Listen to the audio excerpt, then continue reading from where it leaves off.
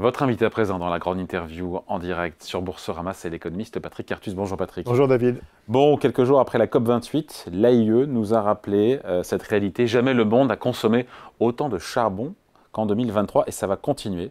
La moitié de cette consommation mondiale de charbon vient de la Chine. Oui, la Chine a une stratégie qui est mixte. En fait, c'est une stratégie de nucléaire, mais ça reste assez marginal, d'énergie renouvelable et de charbon. Essentiellement 80%, je crois, de... Alors, l'électricité, c'est 70% de l'électricité à base de du charbon. Donc, les voitures électriques qui sont produites là-bas, elles sont produites avec de l'électricité à base de charbon. Oui, mais ils font vraiment un gros effort pour faire des investissements en énergie renouvelable. La Chine construit plus de la moitié des éoliennes de la planète. Donc il y a vraiment un très très gros effort de construction de capacités d'énergie renouvelable.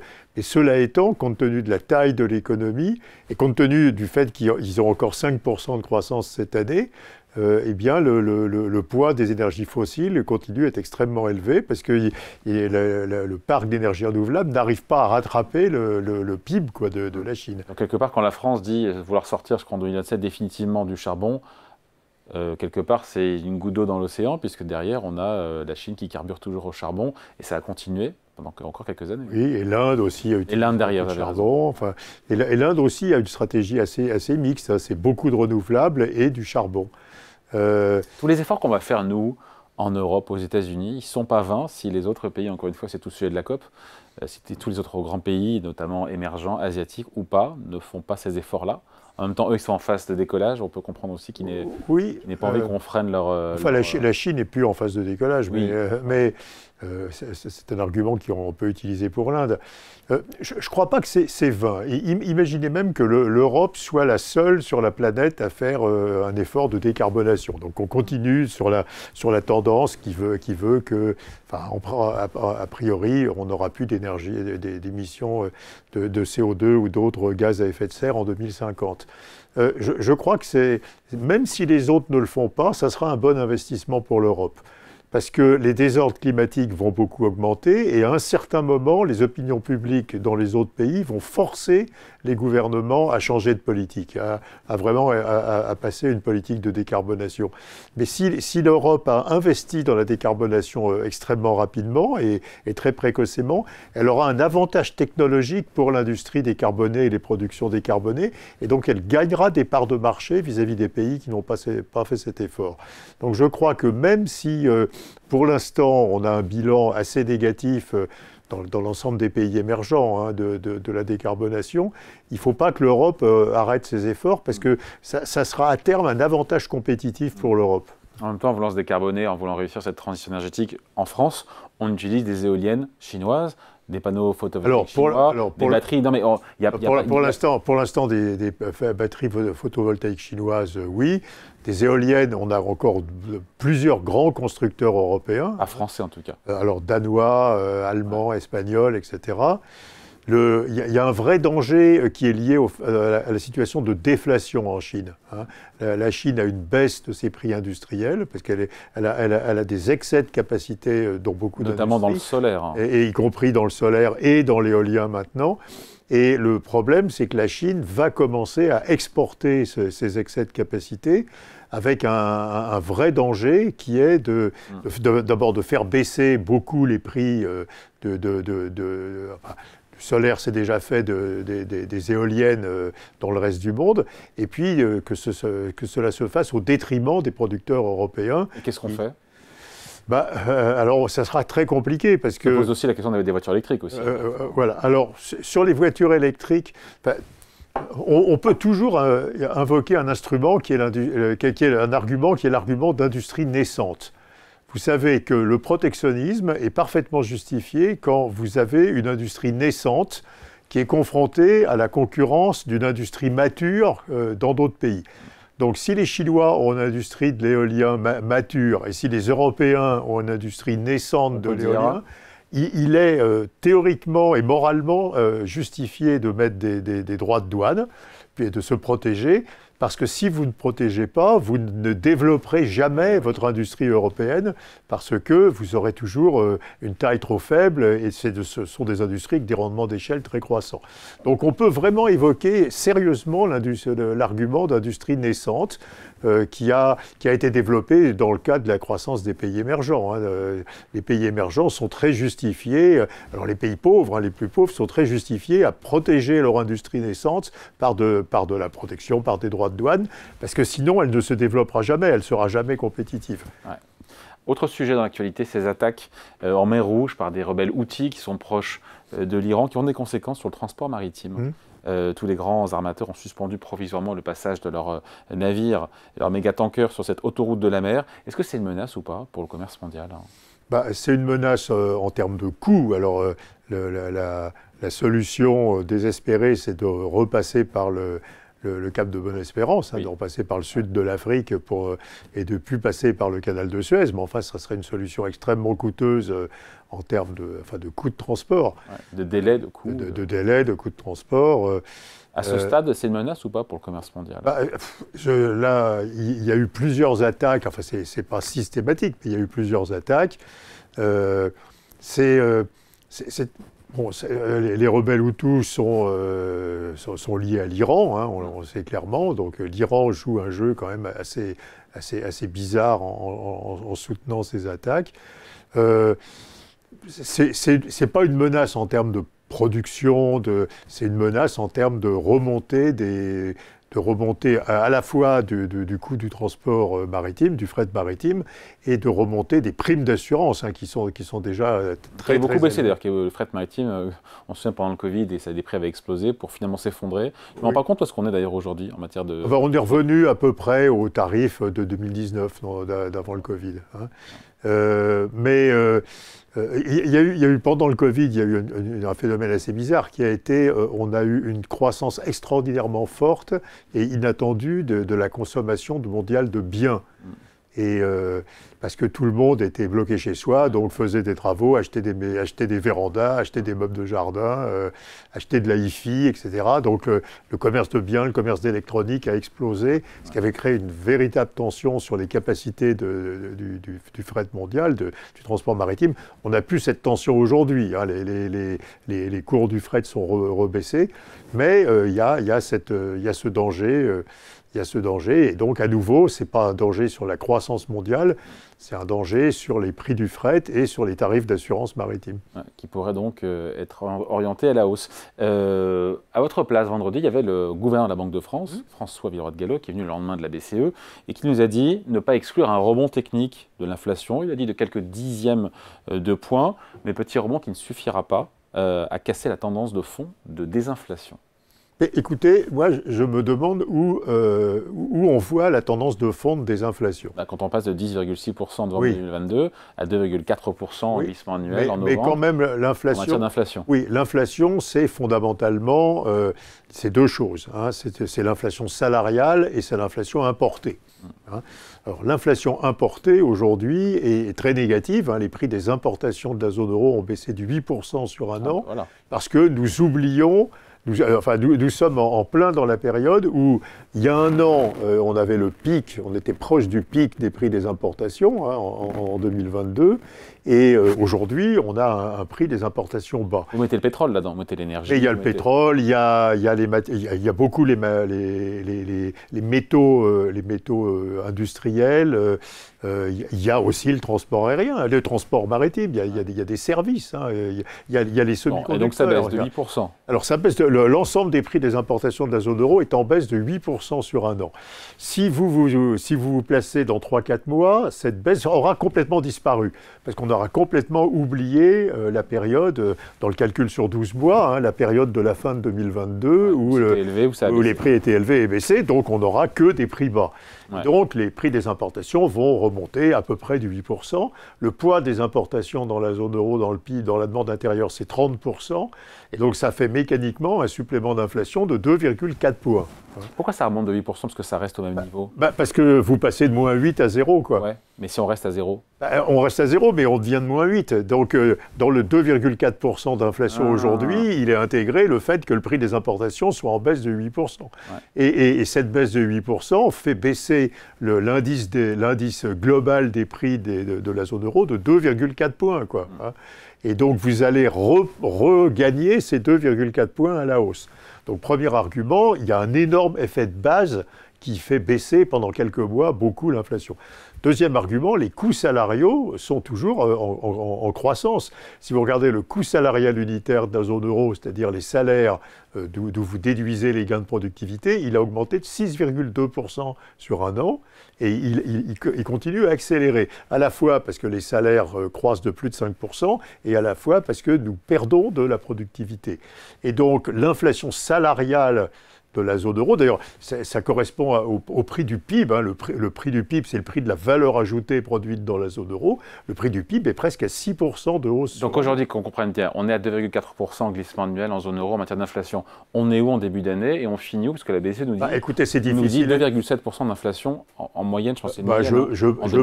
Je pense qu'on peut remonter autour de 4% dans les premiers mois de l'année. Ah, c'est pas quelques dixièmes, là. Hein. Non, c'est beaucoup de dixièmes. Mais elle ne le sait pas, ça, la BCE, pardon. Et oui, mais si. Pourquoi elle ne le dit pas alors? Elle ne le dit pas parce qu'elle essaie d'influencer les anticipations d'inflation. Mais honnêtement, vous allez passer de moins 8 à 0 sur les prix des importations qui pèsent pratiquement 30% de la demande intérieure. Donc vous allez perdre 30%, vous allez regagner 30% de 30% de 8%, c'est-à-dire 2,4 points d'inflation. Donc, et les données, les anticipations de salaire qui nous sont fournies par des spécialistes en ressources humaines qui travaillent avec les entreprises, qui travaillent avec les syndicats, sont autour de 4,5% l'année prochaine dans la zone euro. Donc dès les prochains mois, l'inflation remonte. Dans ce cas, ça veut dire que les marchés sont totalement à la ramasse, pardon de le dire comme ça, en attendant, j'ai vu que Deutsche Bank attendait 150 points de base de baisse de taux. Oui, mais je ne comprends pas le calcul. Je veux dire, à nouveau, si vous remontez à autour de 4% d'inflation dans les premiers mois de l'année prochaine, et c'est très brutal, hein, l'effondrement des prix de l'énergie, c'est vraiment la fin de 2022. Hein, au début de 2023, depuis le début de 2023, les prix de l'énergie sont à peu près plats, quoi, hein. Et les prix de l'énergie ont baissé de 12%. Hein. Et simplement l'effet de base sur les prix d'énergie, c'est plus d'1 point d'inflation. Hein, l'énergie pèse 10,2% dans l'indice des prix européens. Donc quand vous passez de moins 12% sur les prix de l'énergie à zéro, vous augmentez l'inflation d'1,2 point, quoi. Je veux dire, et donc, simplement, l'énergie fait passer de 2,4 à 3,6. Et donc, je crois qu'il y a une sous-estimation majeure de la remontée de l'inflation européenne au début. Alors, pas française, hein.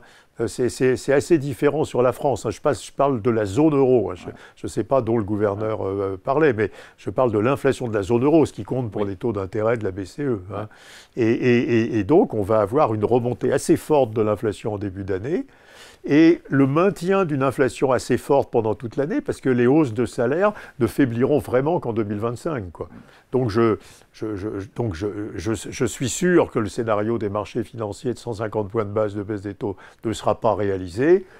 Peut-être qu'il y aura-t-il une petite baisse des taux d'intérêt à la fin de l'année, 25-50 points de base, mais pas plus, quoi. Et ça sera vraiment à la fin de l'année. Donc, ah ouais, non, mais ce n'est pas du tout, pardon Patrick, le scénario de marché actuel. Non. Je suis assez gêné parce que je n'ai pas du tout le scénario de beaucoup d'analystes ou de stratégistes. Mais je crois qu'il faut une grosse erreur de mesure de ces effets de base, quoi, et qui sont très importants. Même avec tout ça, même avec un pétrole, un Brent à $75, le baril, ça ne change rien. Ça change un petit peu, mais enfin, vous avez 60... J'ai fait des calculs à $80 le baril en moyenne sur 2024, $5 5 $5 de moins sur le baril, ça ne change pas fondamentalement. Et en France, alors, quelle différence en matière d'inflation en France par rapport à la zone euro? L'inflation française, les effets de base sont beaucoup plus faibles parce que le gouvernement a une politique très active de limitation de la hausse des prix de l'énergie. Hein, donc les effets de base sur l'énergie sont beaucoup plus faibles en France. Bref, donc les marchés financiers se trompent en anticipant encore une fois des baisses de taux agressives relativement tôt en 2024. Mais d'ailleurs, la BCE a dit que les marchés étaient beaucoup trop optimistes. Je crois qu'il y a un membre du conseil de la BCE qui a dit que les anticipations de marché pour les taux d'intérêt 2024, c'était de la science-fiction. Donc, non, mais potentiellement, ça veut dire que, comme c'est ce qui a soutenu les marchés boursiers... ça veut dire que les marchés boursiers vont reculer lorsque les marchés s'apercevront que les baisses de taux d'intérêt ne sont pas présentes, que les taux d'intérêt à long terme, corrélativement, vont remonter. Rendez-vous compte qu'on a des taux d'intérêt à long terme les taux d'intérêt à long terme de l'Allemagne sont à peine au-dessus de 2%. C'est-à-dire ils sont plus bas, ils sont pratiquement plus bas de 100 points de base que sur la période de 2002 à 2007. Après, pardon, c'est une bonne nouvelle pour l'économie. Qu'on ait 4% sur le 10 ans américain, c'est une bonne nouvelle pour l'économie américaine. Qu'on ait 3,5%, non, on est à 2,7 ou 2,6 sur le 10 ans français, c'est une bonne nouvelle pour l'économie quand même. Ça relance l'immobilier. 2,1 sur le 10 ans allemand, mais c'est très... Tous les économistes, je crois, sont convaincus de ce que l'inflation structurelle sera plus élevée que dans le passé. Parce qu'il y a des coûts de la transition énergétique, il y a des coûts de relocalisation. C'est vrai, mais c'est bon pour la croissance, c'est bon pour l'activité. Hein. Mais oui, mais c'est illusoire. Je veux dire, et ça va même faire que des gens vont prendre des décisions erronées. Tout le monde se rue sur les obligations aujourd'hui. Tous les asset managers dont vous parlez ont augmenté considérablement le poids des obligations de leur portefeuille. Ils vont faire des pertes considérables. Donc je crois qu'il faut tirer un signal d'alarme. La BCE, d'ailleurs, le tire à peu près en disant qu'il y a beaucoup moins de désinflation dans la zone euro que ce que les marchés croient, et que les baisses de taux d'intérêt seront beaucoup plus faibles que ce que les marchés croient, et que les taux d'intérêt à long terme sont irréalistiquement bas aujourd'hui. Donc, et je crois qu'il faut faire très attention à ce qui s'apparente à une bulle sur le marché des actions et le marché. Enfin, il n'y a pas de bulle obligataire, mais enfin, appelons ça une bulle sur le marché des obligations. C'est une bulle, tout le monde observe que les taux d'intérêt baissent. Et même sur les mauvaises nouvelles qui devraient normalement faire remonter les taux d'intérêt continuent à baisser. Hein.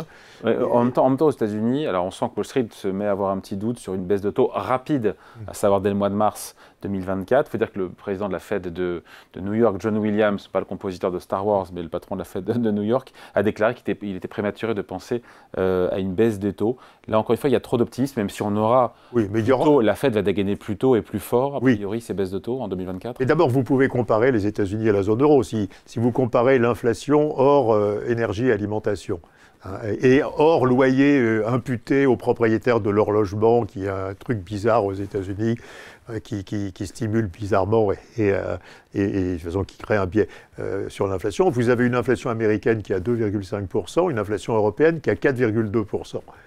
Et donc, il doit y avoir un décalage entre le moment où la Réserve fédérale va commencer à baisser les taux d'intérêt et le moment où la BCE va commencer à baisser les taux d'intérêt. La situation est plus favorable aux États-Unis, ils ont plus de croissance, ils ont moins d'inflation, c'est super. Hein. Oui, mais la Réserve fédérale va probablement baisser les taux pendant le deuxième trimestre de l'année prochaine. Et sur l'année, pas 150 points de base, mais 100 points de base sont faisables. Mais du coup, la BCE va baisser les taux 6 mois plus tard.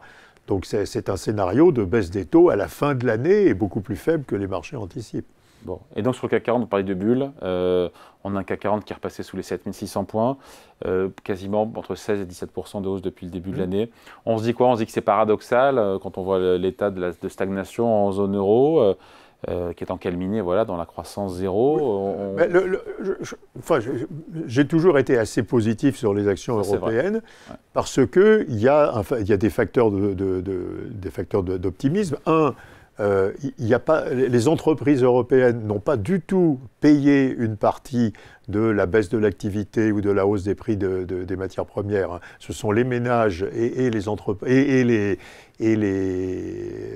les ménages et les États qui ont subi le coût des hausses de prix des matières premières ou de la baisse de la productivité. Hein. Donc, si vous regardez les taux de marge des entreprises européennes, ils sont stables, ils sont même légèrement en hausse sur la période.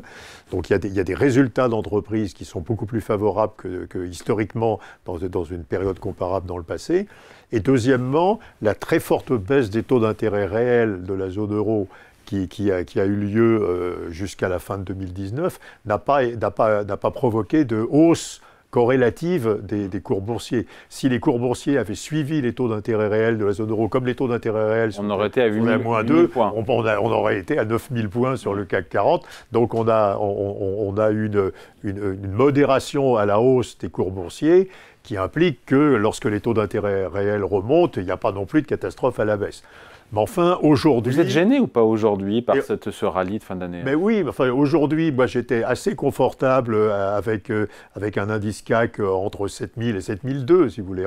À 7006, c'est pas raisonnable, on est dans une logique de bulle. Tout le monde achète parce que tout le monde achète, quoi, je veux dire, parce qu'on ne faut pas laisser le mouvement de hausse se dérouler sans soi. Mais il n'y a pas de rationalité derrière la baisse des taux d'intérêt à long terme et la hause des indices. Et puis quand viendra le moment où on réalisera peut-être que l'inflation n'est pas au niveau avec il va falloir les investisseurs prudents prendront leurs profits et sortiront avant que l'indice des prix de février ne soit publié, quoi. En gros, c'est ça l'échéance temporelle. Et là, donc, il y aura une bascule dans la tête... on réalisera que si les États-Unis sont à peu près venus à bout de leur inflation, la zone euro n'est pas du tout... Mais à nouveau, quand vous avez des coûts salariaux qui augmentent de 6% par an et qui accélèrent, on n'est pas venu à bout de l'inflation. Hein. Ou alors on peut avoir uniquement... ou alors on peut avoir une catastrophe économique, c'est-à-dire une inflation à 2,5% et des coûts salariaux unitaires à 6%, ce qui impliquerait un effondrement des profits des entreprises. Or, on n'a pas cet effondrement des profits, donc ce n'est pas ça qui se passe. Allez, merci pour cet entretien. Donc, Patrick Artus, l'économiste Patrick Artus, invité de la grande interview en direct sur Boursorama. Merci Patrick, passez une bonne fête. Merci David, Bye. Merci vous aussi.